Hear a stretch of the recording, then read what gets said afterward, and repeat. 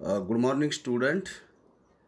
आज हम कक्षा 8वीं का इतिहास का अध्याय व्यापार से साम्राज्य तक कंपनी की सत्ता स्थापित होती है, इस चैप्टर के बारे में अध्ययन करेंगे।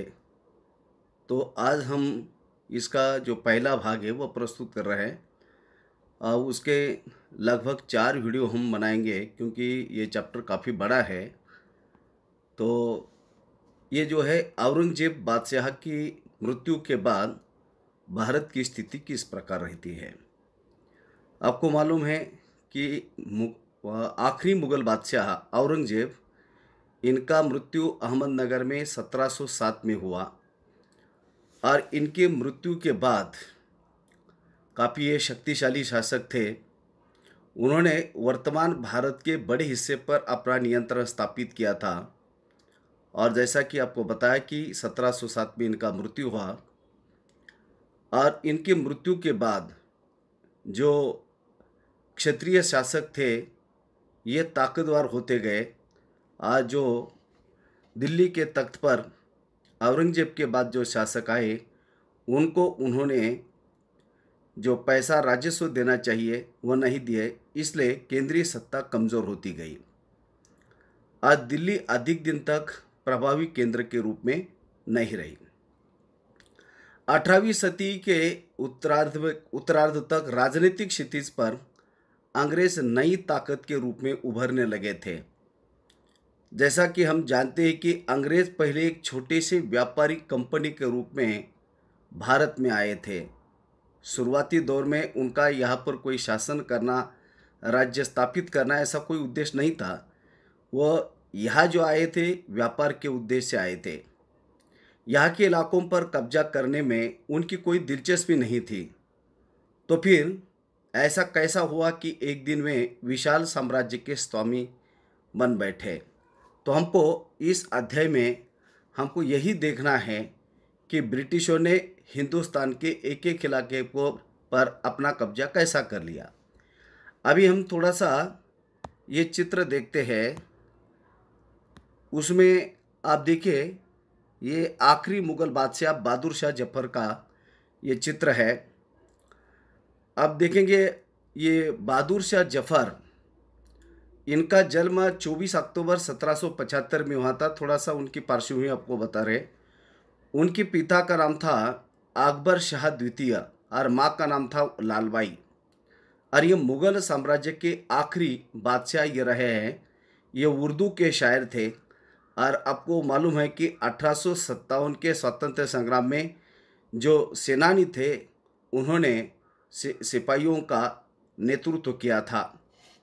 युद्ध हारने के बाद अंग्रेज़ों ने उन्हें बर्मा, आज के म्यांमार, वहाँ भेजा और वहाँ 1862 में इनका मृत्यु हुआ। अभी एक चित्र आपको दिखाई दे रहा है। यह है कैप्टन हडसन के द्वारा बनाया गया ये चित्र। बहादुर शाह जफर और उनके बेटों की गिरफ्तारी वह कर रहे हैं, उसका एक चित्र है। औरंगजेब के बाद कोई मुग़ल बादशाह इतना ताकतवर तो नहीं हुआ, लेकिन प्रतीक के रूप में मुग़ल बादशाह का महत्व बना रहा। जब 1857 में ब्रिटिश शासन के विरुद्ध भारी विद्रोह हो शुरू हो गया तो विद्रोह ने मुग़ल बादशाह बहादुर शाह जफर को अपना नेता मान लिया। आगे उसके बारे में एक बगावत हमारा इतिहास में एक अध्याय है, उसमें हम और ज़्यादा डिटेल में 1857 के विद्रोह के बारे में देखेंगे। जब विद्रोह कुचल दिया गया तो कंपनी ने बहादुर शाह जफर को देश छोड़ने के लिए मजबूर कर दिया और उनके सामने उनके बेटों को उन्होंने गोली से मार दिया। तो उसका आप ये चित्र देख सकते हैं। जैसा कि पूर्व में ईस्ट इंडिया कंपनी का आना, जैसा कि भारत में 31 दिसंबर 1600 में ईस्ट इंडिया कंपनी भारत में आई। जैसा कि महारानी एलिजाबेथ प्रथम तब वहाँ की महारानी थी इंग्लैंड की। सन 1600 में ईस्ट इंडिया कंपनी के इंग्लैंड की महारानी एलिजाबेथ प्रथम से एक चार्टर अर्थात इजाज़तनामा हासिल कर लिया। मतलब एक अधिकार उन्होंने ले लिया कि हमें पूर्वी देशों के साथ व्यापार करना है और इसकी इजाज़त हमें चाहिए। जिससे ईस्ट इंडिया कंपनी को एकाधिकार मिला। मतलब ईस्ट इंडिया कंपनी के बगैर और दूसरी कोई भी इंग्लैंड की कंपनी पूर्वी देशों के साथ व्यापार नहीं कर सकती। इस चार्टर के सहारे कंपनी समुद्र पार जाकर नए इलाकों को खंगाल सकती थी। हालांकि इसके पहले अन्य यूरोपीय देशों के जो खोजी यहाँ पर आए थे, उनका भी उद्देश्य व्यापार करना था। इस चार्ट के सहारे कंपनी समुद्र पार जाकर नए इलाकों को खंगाल सकती थी और वहाँ से सस्ती कीमत पर चीज़ों को खरीदकर उन्हें यूरोप में ऊंची कीमत पर वह बेच सकते थे। यानी उनका उद्देश्य केवल मुनाफा कमाना और व्यापार करना। यह शुरुआती दौर में ईस्ट इंडिया कंपनी का भारत में रोल था। जैसा कि कंपनी का आप देखेंगे कि मुख्य अधिक लक्ष्य इनका था मुनाफा कमाना। कंपनी को दूसरी अंग्रेज कंपनियों से प्रतिस्पर्धा का कोई डर नहीं था। मतलब दूसरी अंग्रेज ईस्ट इंडिया कंपनी को अंग्रेज कंपनी जो है उनको पूर्वी देश अथवा भारत के साथ वो व्यापार नहीं कर सकती थी। जैसा कि महारानी एलिजाबेथ पहली, इनसे उन्होंने पहले से इजाज़तनामा या चार्टर उनसे ले लिया था, इसलिए प्रतिस्पर्धा कम से कम इंग्लैंड से किसी भी कंपनी का उनको प्रतिस्पर्धा नहीं थी। उस जमाने में वाणिज्यिक कंपनियां मोटे तौर पर प्रतिस्पर्धा से बचकर मुनाफा कमाती थी। अब ये जो वाणिज्य कंपनियां ने कहा है, कम कीमत पर वस्तुओं को चीज़ों को लेकर यूरोप में अधिक कीमत पर उनको बेचना और उससे मुनाफा हासिल करना। तो इस तरह की वाणिज्यिक कंपनियां, अगर कोई प्रतिस्पर्धा ना हो तभी वे सस्ती चीज़ें खरीदकर उन्हें अधिक कीमत पर बेच सकती थी। और यदि उनके साथ इंग्लैंड की और कोई कंपनी रहेगी या और दूसरी यूरोपीय कंपनियां, तो उनको प्रतिस्पर्धा काफ़ी इनकी बढ़ेगी और चीज़ें उनको अधिक कीमत पर बेचकर उनको मुनाफा मिलना मुश्किल होगा। अभी आप देख सकते हैं कि 18वीं सदी में भारत में आने वाले रास्ते आप ये देख सकते हैं। यूरोप है, उसमें यहाँ पुर्तगाल है, ये इंग्लैंड है और ये अफ्रीका का महाद्वीप है, आप देख सकते हैं। तो ये अटलांटिक महासागर को पार कर ये, जैसा कि अफ्रीका का ये निचला अफ्रीका महाद्वीप का निचला हिस्सा है, यहाँ से सीधा यह मुंबई या सूरत, जैसा यह मद्रास, जैसा यह कलकत्ता और जैसा ये कैंटन आता है चीन में, ये कैंटन बंदरगाह काफ़ी प्रसिद्ध है। तो इस रास्ते से यह यूरोपीय लोग भारत में अर्थात पूर्वी देशों के साथ व्यापार करने के लिए, जैसा कि हिंद महासागर के रास्ते वो आते थे। जैसा यूरोप की अन्य व्यापारिक कंपनियों की भारत में स्थिति क्या थी, अभी आपके इसके बारे में हम थोड़ा और जानकारी, जैसा कि एलिजाबेथ चार्टर के अनुसार अन्य यूरोपीय कंपनियों को पूर्व के साथ व्यापार करने के लिए कोई रोक नहीं सकता था, क्योंकि वो उनके अपने देश का मसला था। अभी उसमें देखेंगे आप कंपनियों का आगमन जो भारत के अंदर हुआ है, उसमें पुर्तगाली 1498 में, जैसा कि वास्को द गामा जो कोचिन नाम का बंदरगाह है जो आपका केरल के अंदर, वहाँ पर वो पहली बार आए। जैसा कि डच हॉलैंड के निवासियों को डच कहा जाता है, जिसका दूसरा नाम जैसा कि नीदरलैंड भी है। तो ये 1595 में यहाँ आए। जैसा कि अंग्रेज ईस्वी सन 1600 में आए और French east India company, French जो व्यापारी कंपनी है, 1664 में भारत में आई। जैसा कि अभी कंपनी का यहाँ उन्होंने कंपनी कब स्थापित की, अब ये तो उनका आगमन हमारे देश में आ गई, ये उनकी तारीख हो गई। अब जैसा कि पुर्तगाली आ गए 1498 और उन्होंने कोची, जो कोचिन है केरल के अंदर, वहाँ पर उन्होंने 1503 में ईस्ट इंडिया कंपनी की स्थापना पूर्वी देशों के साथ करने के लिए स्थापित की। तो मतलब लगभग आप देख सकते हैं कि इसके बीच में लगभग 5 साल गए। अंग्रेज ये 1600 में आ गए, जैसा कि सूरत बंदरगाह में। सूरत बंदरगाह उस समय जो है दिल्ली के तख्त पर जहांगीर जो मुगल सम्राट थे और उनसे उन्होंने व्यापार करने के लिए इजाज़त उन्होंने ली है।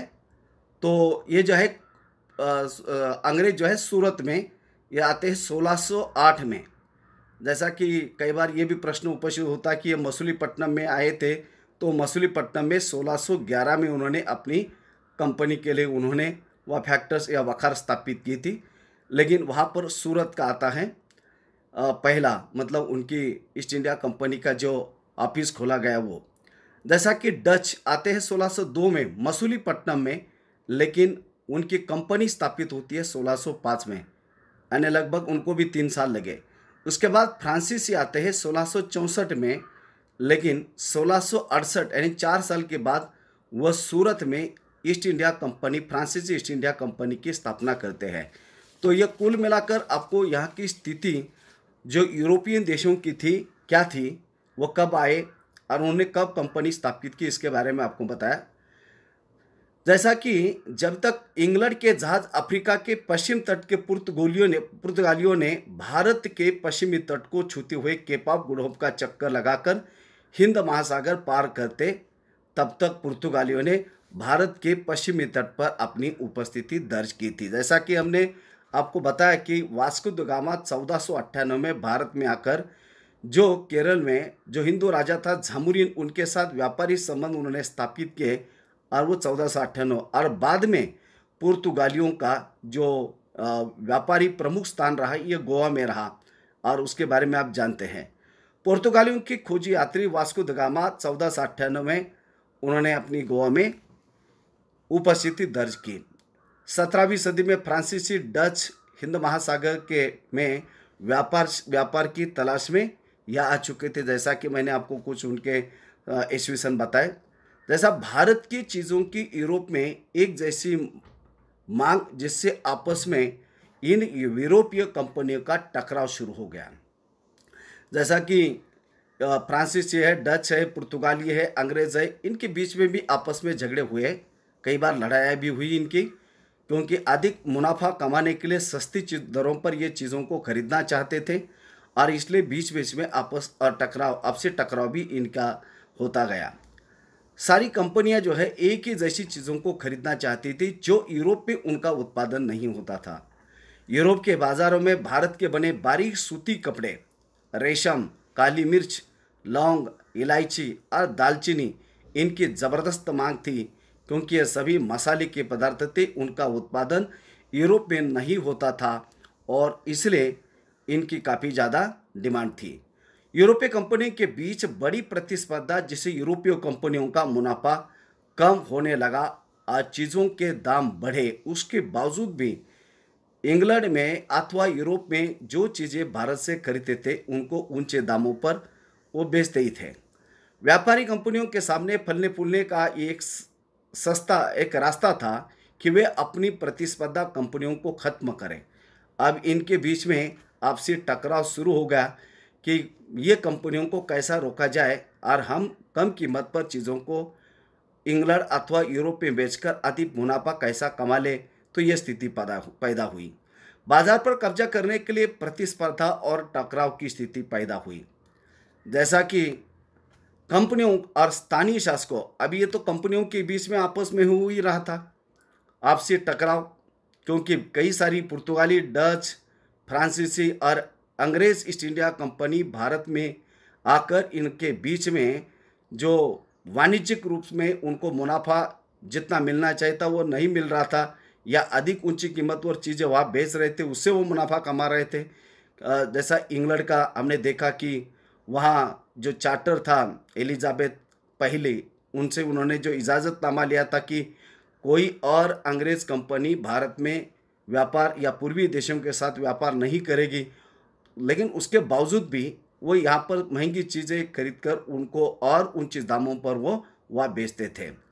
17वीं और 18वीं सदी में जब भी मौका मिलता, कोई सी एक कंपनी किसी दूसरे कंपनी का जहाज डुबो देती थी। अब इनके बीच में और ज़्यादा प्रतिस्पर्धा हो गई, क्योंकि ये हिंद महासागर के से होते हुए अटलांटिक महासागर से यूरोप की तरफ ये जहाज जाते थे। रास्ते में कई बार रुकावटें खड़ी कर देते थे। माल से लदे जहाज़ों को आगे जाने से रोक देते थे, क्योंकि उस समय व्यापार का प्रमुख इतने बड़े सामानों का लद कर ले जाना है तो उनको समुद्री मार्ग ही जाना था, दूसरा और कोई मार्ग था ही नहीं। कंपनियां बस्तियों को किलेबंद करने और व्यापार में मुनाफा कमाने की इन कोशिशों के कारण स्थानीय शासकों से इनका टकराव होने लगा। अब इन्होंने क्या किया, अपनी बस्तियां बनाना शुरू कर दिया। ये अलग अलग जो यूरोपीय कंपनियां थी, जो किलेबंद, ये किलेबंद क्या था कि किला जैसा तैयार किया जाता था, जो स्थानीय लोगों से सामान को खरीदकर इस किले के अंदर निर्यात करने के लिए, अपने देश में ले जाने के लिए वहाँ रखा जाता था। तो इससे स्थानीय शासकों के बीच में टकराव हो गया। इस प्रकार व्यापार और राजनीति एक दूसरों से अलग रखना कंपनी के लिए मुश्किल था और इसलिए उनके पास राजनीतिक सत्ता होना आवश्यक था। अब यहाँ पर ईस्ट इंडिया कंपनी बंगाल में व्यापार शुरू करती है। जैसा कि आप देखिए, सबसे पहला हमने देखा सूरत में उन्होंने ईस्ट इंडिया कंपनी की भले ही स्थापना की, वहाँ नींव रखी थी और उसमें 1600 में ये आया और 1608 में उन्होंने सूरत में कंपनी स्थापित की, 1611 में मछलीपट्टनम, क्योंकि ये पूरे भारत के तटवर्ती इलाके, एक पश्चिम में तो दूसरा पूर्व है। पहली इंग्लिश फैक्ट्री 1651 में हुगली नदी के किनारे स्थापित हुई और कंपनी के व्यापारी यही से काम चलाते थे। इन व्यापारियों को उस जमाने में फैक्टर यानी कंपनी के लिए काम करने वाले, ये फैक्ट्री में वेयर हाउस था जहां निर्यात होने वाली चीज़ों को जमा करके रखा जाता था। यहीं पर कंपनी का दफ्तर था जिनमें कंपनी के अफसर वहां बैठते थे। व्यापार फैला तो सौदागर और व्यापारियों को फैक्ट्री के आसपास बैठने के लिए उन्होंने प्रेरित कर दिया। जैसा कि सन 1696 तक कंपनी ने अपना किला वहाँ कोलकाता के पास बनाया और जैसा कि 1696 और 2 साल के बाद उन्होंने बंगाल के नवाब के कुछ अफसरों को रिश्वत देकर 3 गांव उन्होंने खरीद लिए और उसमें से एक गांव था कोलकाता, जो बाद में कलकत्ता, आज का कोलकाता बना, जो 1698 में उन्होंने रिश्वत देकर उसको खरीद लिया था। जैसा कि कंपनी की अधिक रियायतों की मांग क्या थी, वो क्या छूट कंपनी के लोग चाहते थे। कंपनी ने मुगल सम्राट औरंगजेब को इस बात के लिए तैयार किया कि वह कंपनी को बिना शुल्क चुकाए व्यापार करने का फरमान जारी करे, मतलब किसी भी प्रकार का टैक्स इनके ऊपर नहीं लगाना चाहिए। फरमान का मतलब शाही आदेश। कंपनी ज़्यादा से ज़्यादा रियायतें हासिल करने और पहले से मौजूद अधिकारों का ज़्यादा से ज़्यादा फायदा उठाने लगी।